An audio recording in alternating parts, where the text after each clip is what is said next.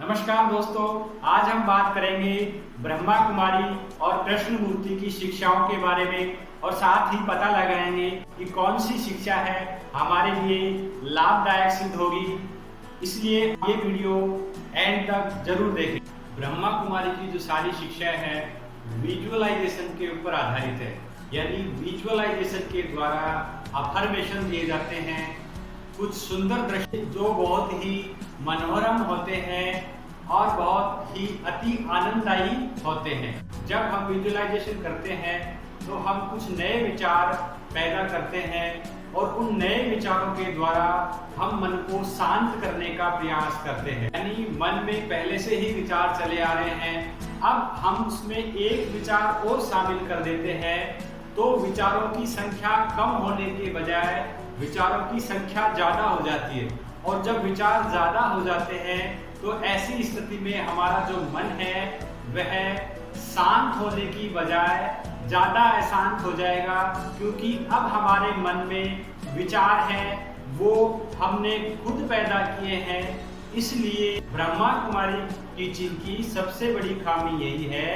कि हम विचारों को विचारों के द्वारा शांत करने का प्रयास करते हैं। अगर मन शांत हो तब ब्रह्मा कुमारी का जो मेथड है काम करेगा। ऐसी स्थिति में हम विजुअलाइजेशन के द्वारा कुछ सुंदर दृश्यों की कल्पना करके हम अपने आप को अफर्मेशन दे सकते हैं। अब अगर हम कृष्णमूर्ति की टीचिंग्स की बात करें तो कृष्णमूर्ति की जो टीचिंग्स हैं जो है वहां से शुरुआत की जा सकती है।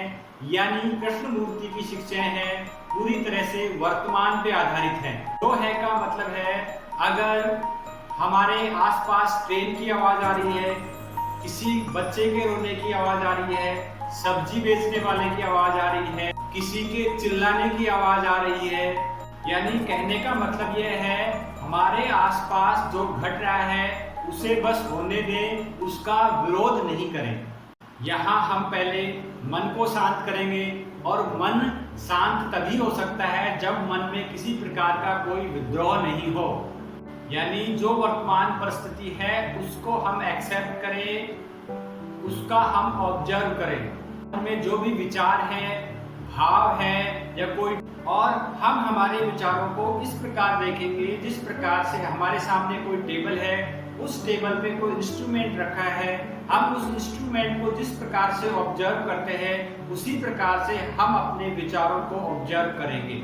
जहाँ ब्रह्मा कुमारी कहती हैं किसी विचार को शांत करने के लिए कुछ नए विचार लेने होंगे, पर क्योंकि किसी विचार को दबाने के लिए हम एक नया विचार लेते हैं, जो नया विचार है वो भी मन की ही उपज होती है, यानी मन ने ही उसको पैदा किया हुआ है। दूसरी तरफ कृष्णमूर्ति कहते हैं कि हमें नए विचार पैदा नहीं करने हैं, जो भी विचार आ रहे हैं उनको हमें बस देखना है, उनका हमें अवलोकन करना है, और ऐसा करते रहने से मन है धीरे धीरे शांत अवस्था में चला जाता है। इस अवस्था में ही परम शांति का अवतरण होता है और एक शांत मन ही समस्याओं को ज्यादा आसानी से समझ सकता है, उनको सुलझा सकता है।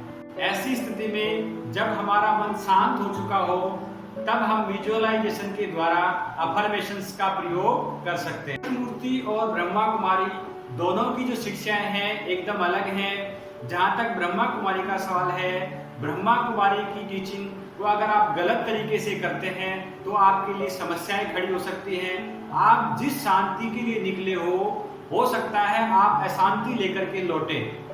तो दोस्तों, अगर अच्छा लगा है तो इसको लाइक करें, शेयर करें। Thank you.